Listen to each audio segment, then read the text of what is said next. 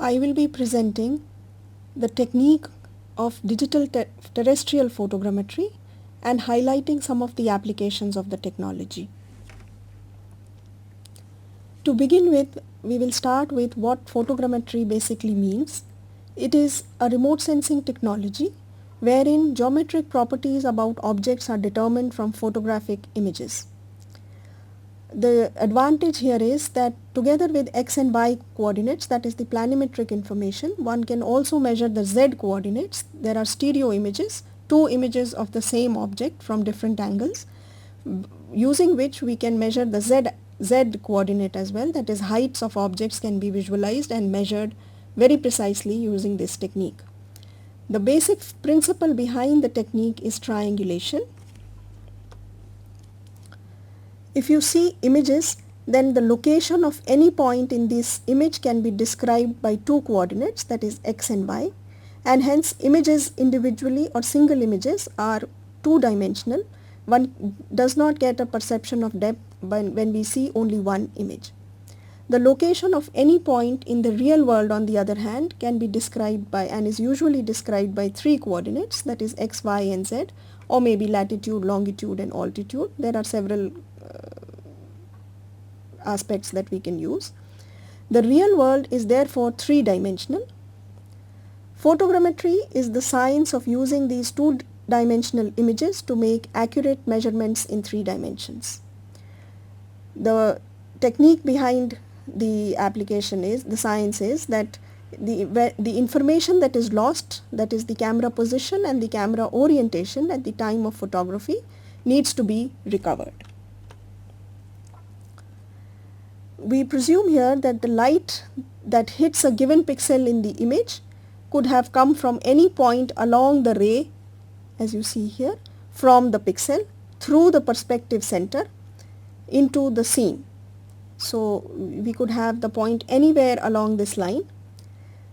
To find out the exact location where this point is available, this is done by adding another image taken from a different location, and this allows us to intersect the rays and determine the 3D location of the point from where the light has come originally. Photogrammetry as a technique can be defined or can be categorized into basically two categories based on where the distance, where the sensor is placed, the distance between the sensor and the object that is being imaged. So if it is far range, the sensor is placed at a further distance, then it is called far range photogrammetry, for example aerial photogrammetry. If we have a sensor which is in near proximity to the object that is of interest, then it is called close range photogrammetry. Terrestrial photogrammetry comes under this category. Usually we define close range photogrammetry as being a multi-station convergent photographic technique wherein photographs from multiple locations around the object are taken. So we can say that close range photogrammetry is an accurate, cost-effective technique of collecting measurements of the real world object or environment directly from the photographs. This utilizes digital images to obtain accurate measurements and geometric data of the object or the area of interest in order to provide spatial information for several applications, particularly 3D modeling. So as you can see, if my sensor is mounted on an aerial platform, it is far range photogrammetry. I can have stereo images captured from aerial platforms and obtain aerial images in stereo pairs and do photogrammetric applications using these images. One can also use space-based sensors to do photogrammetry, wherein I have overlapping images from one or more cameras mounted on a space-based platform. In terms of terrestrial or ground-based images, the camera axis is changed, as you can visualize. Here the camera axis is vertical in these two cases, whereas in the close range or terrestrial photogrammetry, ground-based 3D modeling technique, the z-axis is now horizontal, and with respect, so we say that with respect to the ground control system, the y-axis is the view direction now. Now, what are the advantages? Why should one use this technique? This is basically because it provides a wider scope of photogrammetric application. All kinds of users with little or very little exposure to the technical details or technical aspects of the photogrammetric mathematical applications could also apply this technique by using several kinds of cameras, ranging from cameras available on mobile phones to highly accurate metric cameras. This gives us an alternative of using low cost instantaneous acquisition, processing and analysis.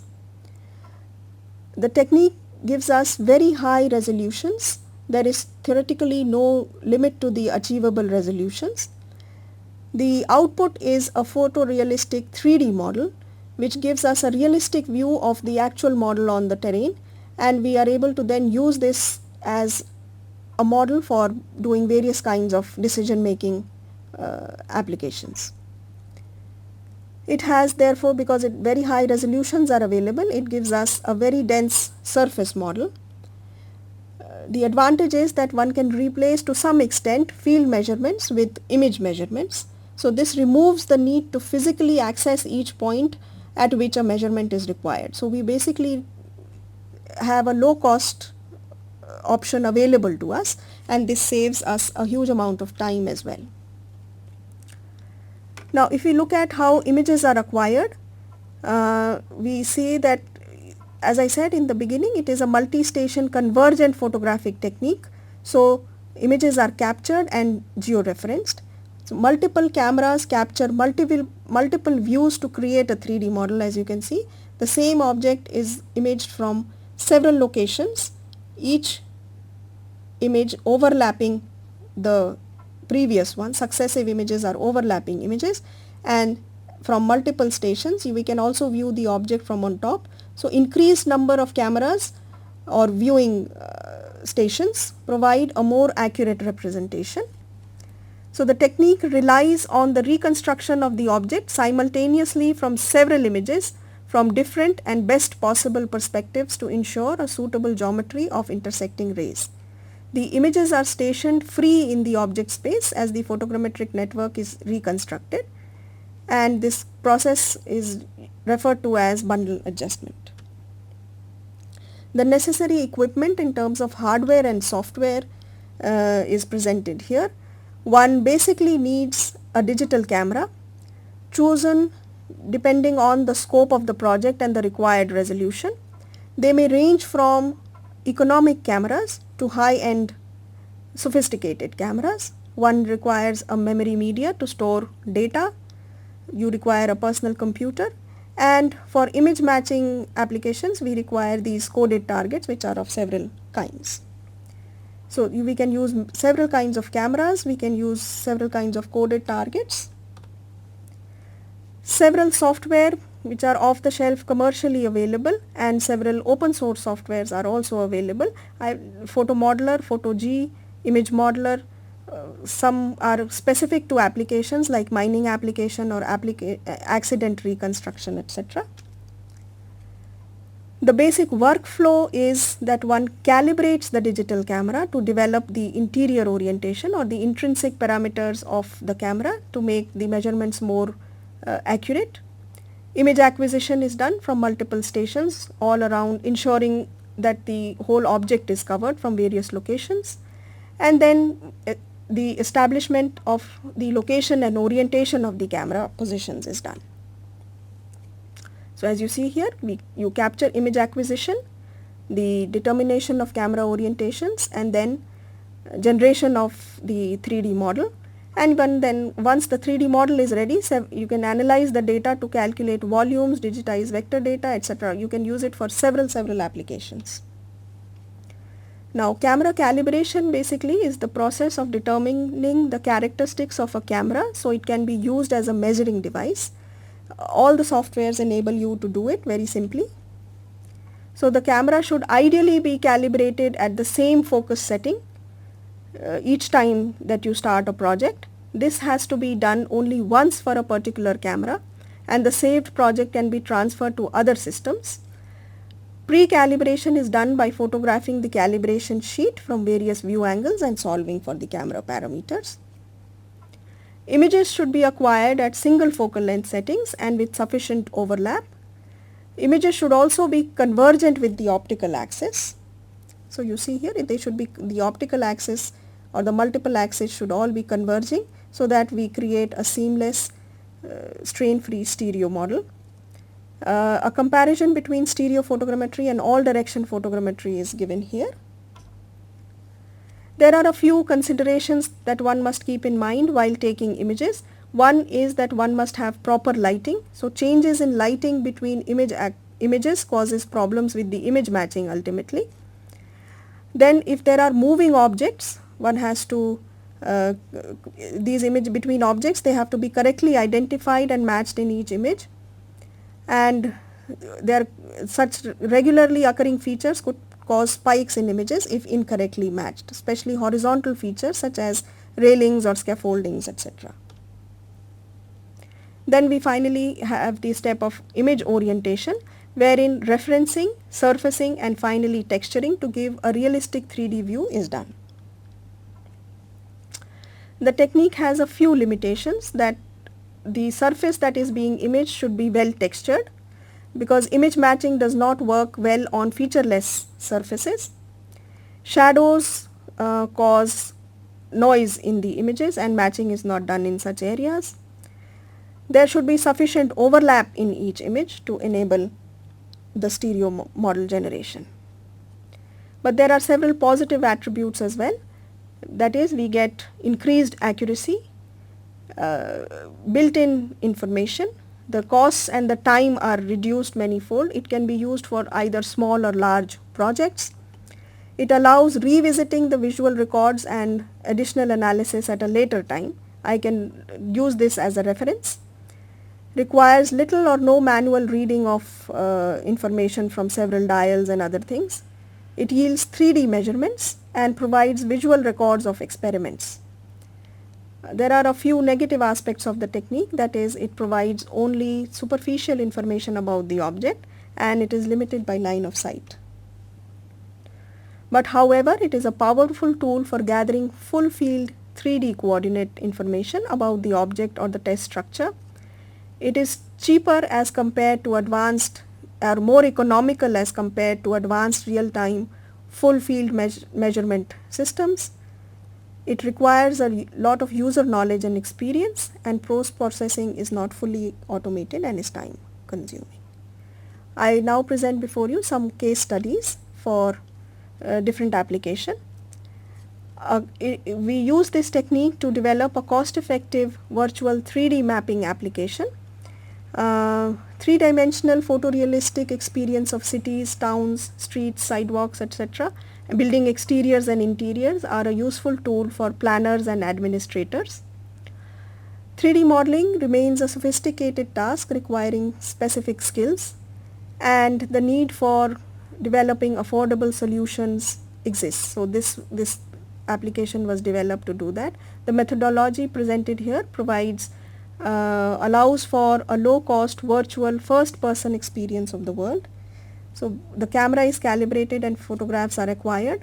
Photo orientation, point cloud generation, height extraction and footprint extraction are done, and an automated 3D photorealistic model is generated.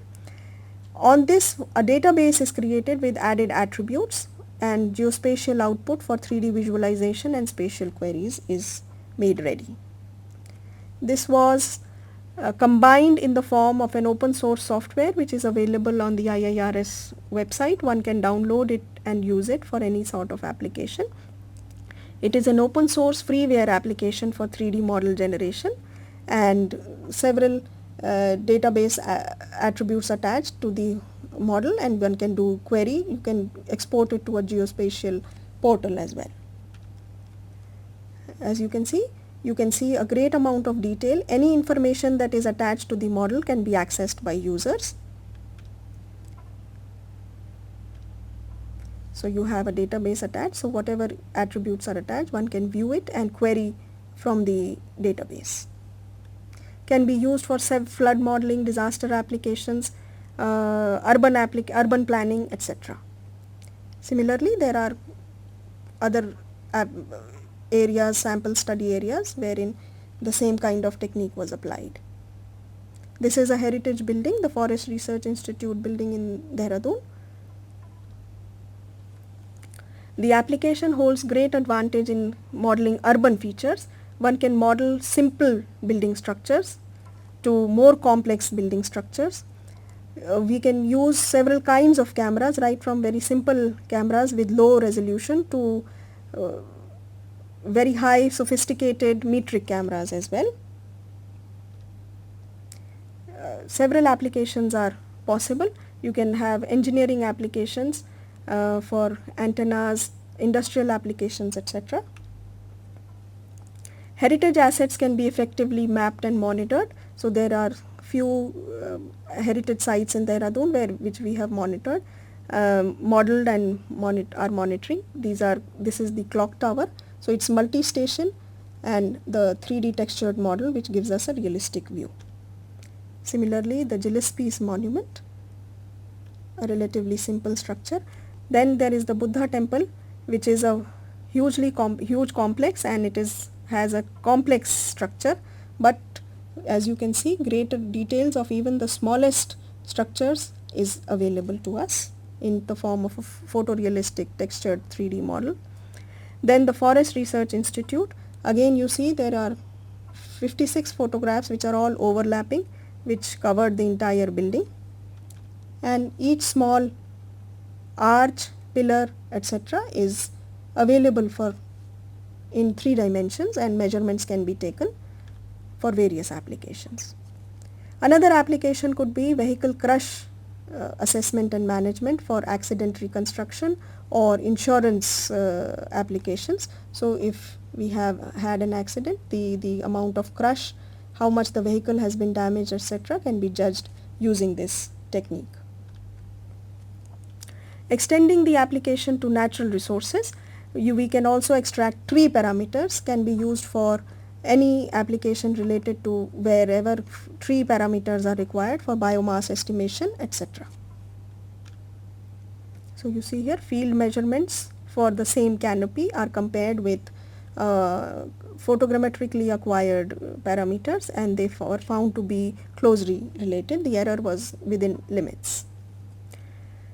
We can extend it to other earth science applications, that is, you see even the smallest creeks here are visible. We can have contours, slopes, aspect maps, and the beauty of the technique is that you, even for a very small object, this is about 5 centimeter by 5 centimeter objects, we have about 18,000 points generated for this at a sampling interval of 0.1 millimeter. So you can judge the density of the point, and it describes the surface completely.